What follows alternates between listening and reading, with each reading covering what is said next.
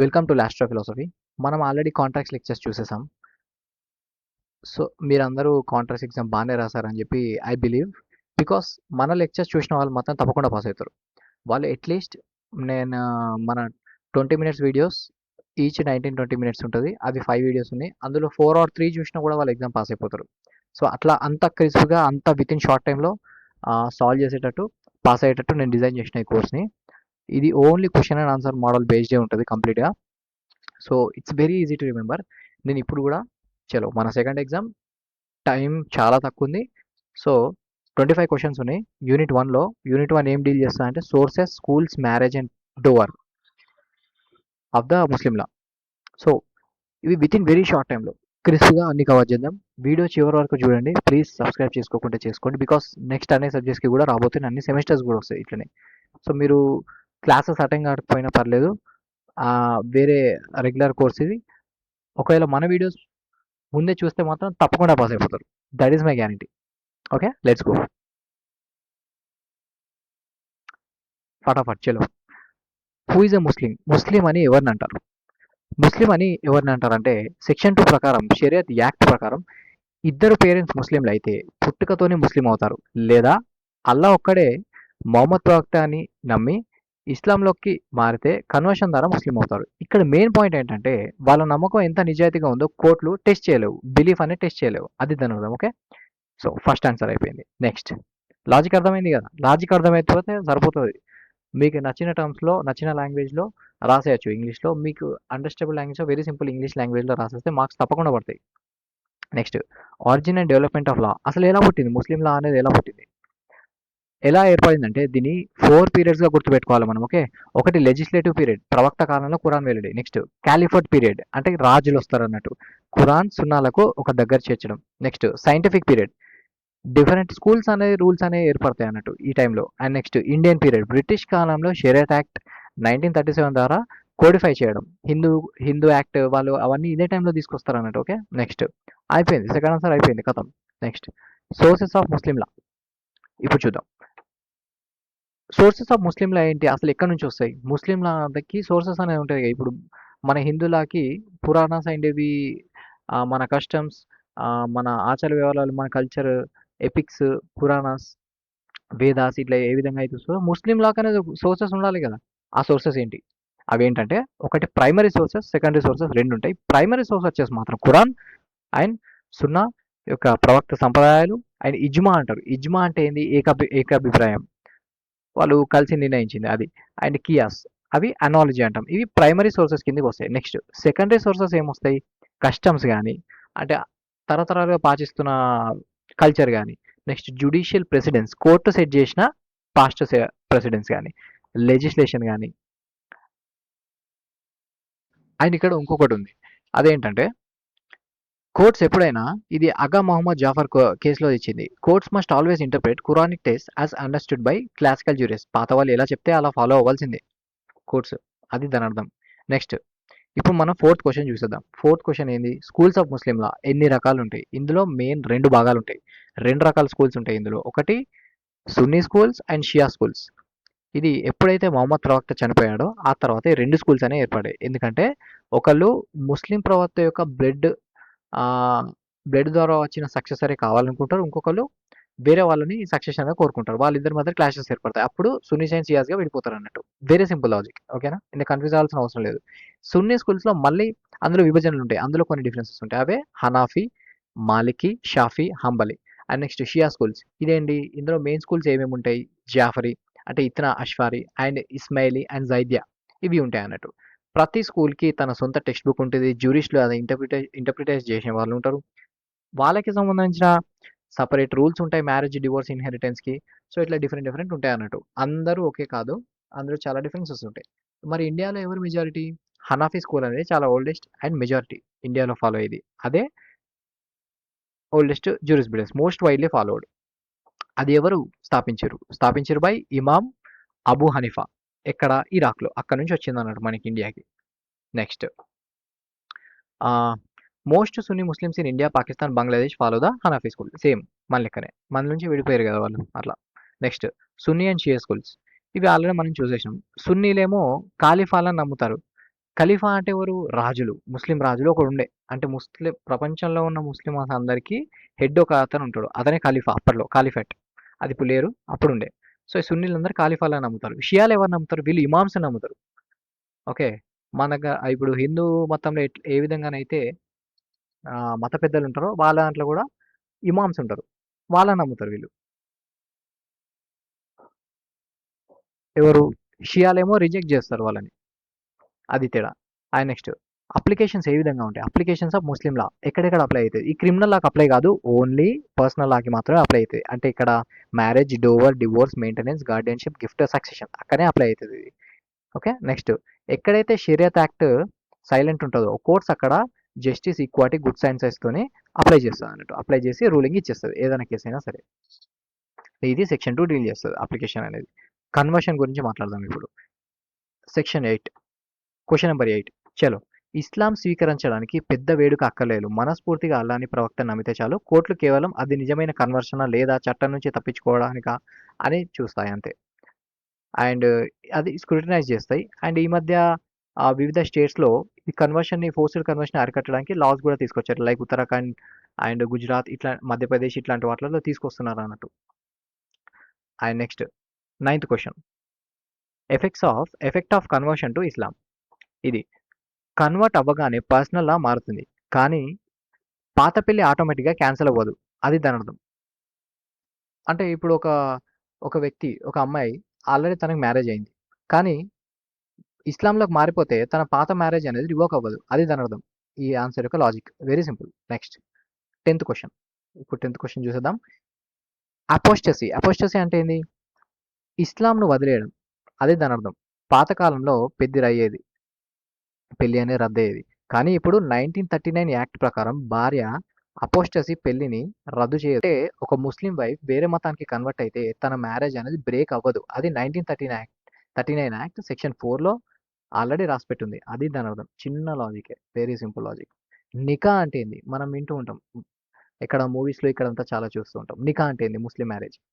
So, ముస్లిం marriage ఒక civil contract. ప్రపోజల్‌ని ఏమంటారంటే ఇజాబ్ అని అంటాం.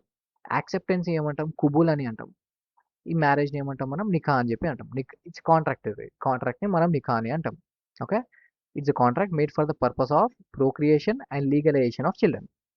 ఇది షరియత్ అప్లికేషన్ యాక్ట్ కింద వస్తదన్నట్టు 1937. అదే మనం చదువుతున్నాం. మరి మహర్ అంటే ఏంది ఇక్కడ? కట్నం. Payment of dower to the wife as a legal obligation. And parties must be completed having attend puberty వచ్చి ఉండాలి లేడీకి. బులుగ్ అని అంటారు. నెక్స్ట్ అండ్ సౌండ్ మైండ్ అనేది ఉండాలి. యాక్సెప్ట్ చేయాలంటే సౌండ్ మైండ్ అని ఉన్నది. ఇది బేసిక్ లాజిక్ కాంట్రాక్ట్‌లో. అందుకే దీనిలో కూడా వర్తిస్తది అన్నట్టు. నెక్స్ట్ 12థ్. 12థ్ question. Nature of Muslim marriage ఏ విధంగా ఉంటుంది? ఇది కాంట్రాక్ట్ మాత్రమే కాదు. సోషల్ డ్యూటీస్ కూడా ఉంటాయి ఇందులో. అందుకే దీన్ని ఒక దైవికమైన కాంట్రాక్ట్ అని చెప్పి అంటారు.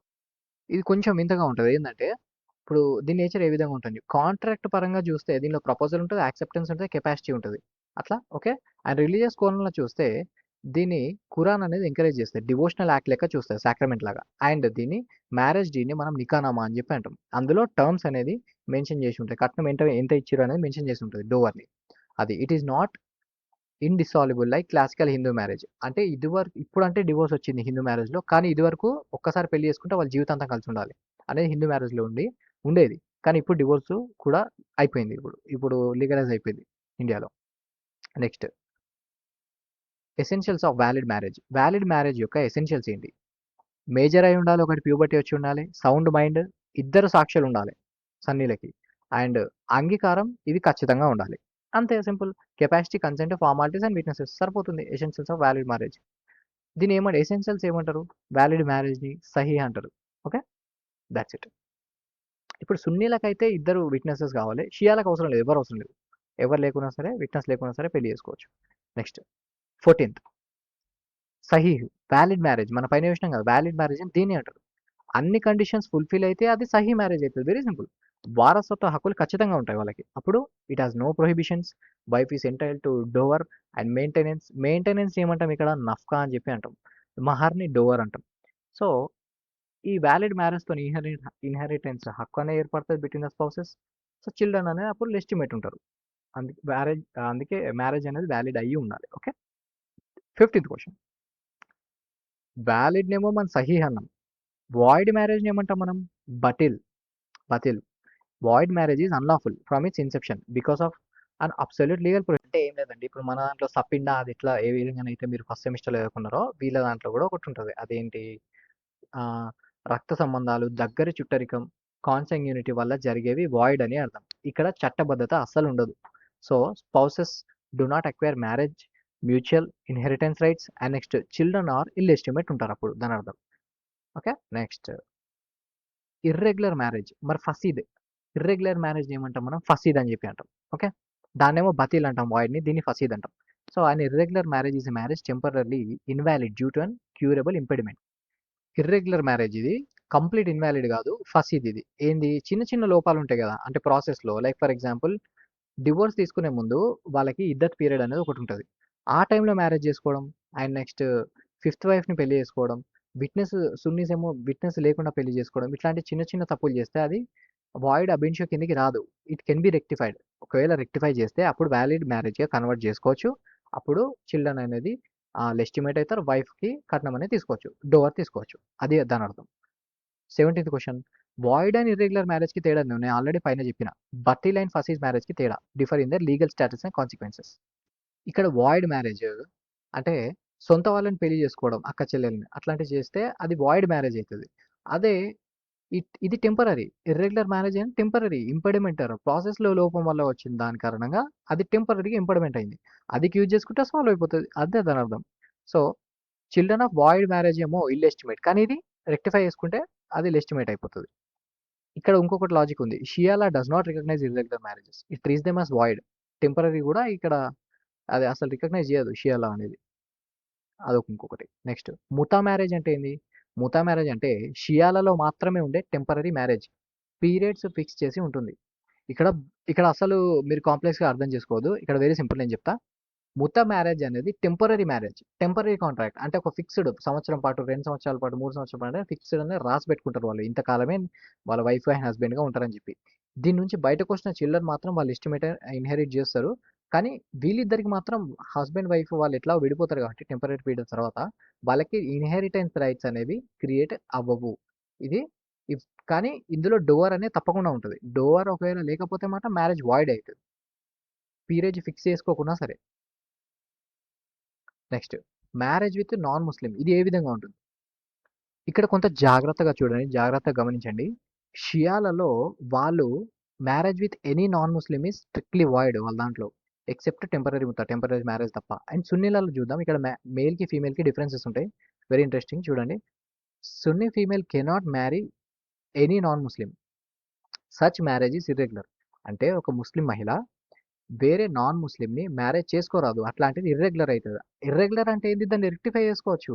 అంటే ఆ హస్బెండ్‌ని ఇస్లాంలోకి కన్వర్షన్ చేసి అప్పుడు రెక్టిఫై చేసుకుంటారు వీళ్ళు. నెక్స్ట్ సున్నీ మేల్ వీళ్ళకి ఏ విధంగా ఉంటది? They can marry Christian or Jew which is a valid marriage. అంటే క్రిస్టియన్‌ని, జ్యూస్‌ని వాళ్ళు పెళ్లి చేసుకుంటే అది వాలిడ్ అయిపోతది.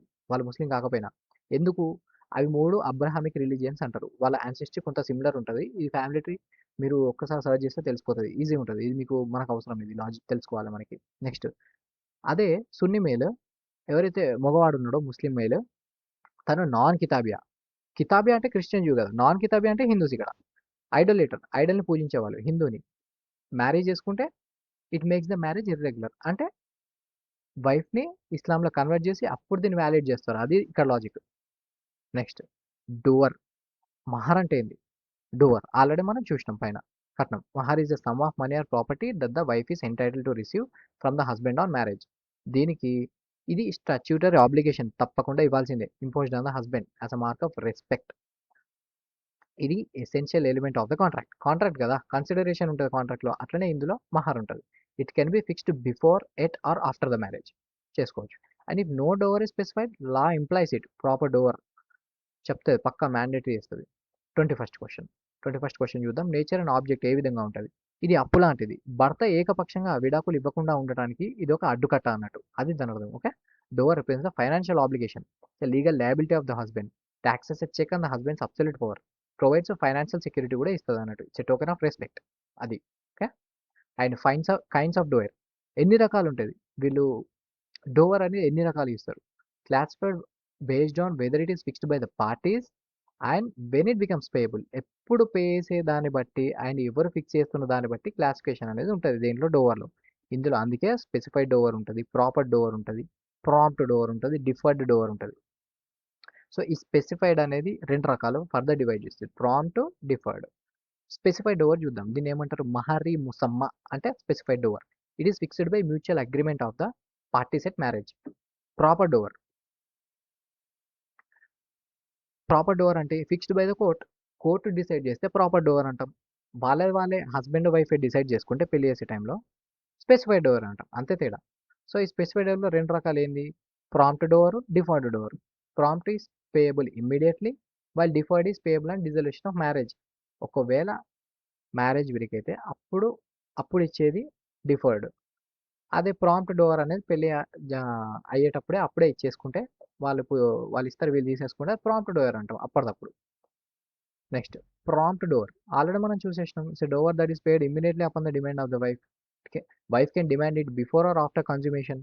కన్జ్యూమేషన్ అంటే మీకు ఆల్రెడీ తెలుసు. And wife can refuse cohabitation until prompt dower is paid. డబ్బులు ఇచ్చేదాకా తను రిఫ్యూజ్ చేయొచ్చు cohabitation. Suit is govern by a 3 year limitation period from the demand. 3 ఏళ్ళు దాటిపోతే దాని కేసు ఏనికి ఉండదు అన్నట్టు. సో ఆ లిమిటేషన్ పీరియడ్ అనేది దీనికి వర్తిస్తుంది. నెక్స్ట్ డిఫర్డ్ డోవర్ ఆల్రెడీ మనం చూసినాం. ఇది మహర్ ఈ మువజ్జల్ that is payable only on the dissolution of marriage. It becomes due on the death of either spouse or upon marriage. Wife cannot demand it during the sustenance of the marriage. అది పెళ్లి ఉన్నప్పుడు wife demand చేయరాదు. అది దాని అర్థం. Wife's claim for deferred dower is debt against the estate. Okay, of a deceased husband. ఆ హస్బెండ్కి ఏమైనా ల్యాండ్ ఉంటే తను ఒకవేళ హస్బెండ్ చనిపోతే వైఫ్ అనేది క్లెయిమ్ చేసుకోవచ్చు. అదే దాని అర్థం deferred dower. Very simple. Next dower in unconsummated marriage. Unconsummated మ్యారేజ్లో డోవర్ ఏ విధంగా ఉంటుంది? ఇట్ ఈ సబ్జెక్ట్ టు స్పెసిఫిక్ రూల్స్ అనేది ఉంటుంది దీంట్లో. ఏమేమి నుంచే పెళ్లి జరిగాక కలవక ముందే విడిపోతే సగం డోవర్ ఇవ్వాలి. ఓకే, అది దాని అర్థం. ఒకవేళ if the husband divorces the wife before consummation she gets half of specified dower. వాళ్ళిద్దరు పెళ్ళి అయింది, వాళ్ళిద్దరు కలవలేదు, కలవక ముందు వాళ్ళు ఒకవేళ విడిపోతే సగం కట్నం అనేది వైఫ్కి ఇవ్వాల్సిందే. She gets only half. Next if no dower was specified she is entitled to a present of 3 clothing items. 3 బట్టలు ఇస్తే సరిపోతుంది అన్నట్టు వేసుకోవడానికి, ఒకవేళ డోవర్ అనేది మెన్షన్ చేయకపోతే. If the marriage is dissolved by the death of either spouse the full Dover is payable. వాళ్ళిద్దరికి పెళ్ళైంది, ఇద్దరు కలవలేదు, కానీ ఒకళ్ళు చనిపోయారు, అప్పుడు ఫుల్ డోవర్ అనేది పేయబుల్. మన పాత వీడియోస్ కంటే వెరీ ఫాస్ట్గా కంప్లీట్ చేస్తాం. హార్డ్లీ 16 minutesలో 25 క్వశ్చన్స్ కంప్లీట్ చేసినాం. సో ఇట్లనే అన్ని వీడియోస్కి వస్తాయి, అన్ని యూనిట్స్కి వస్తాయి. Stay tune, subscribe.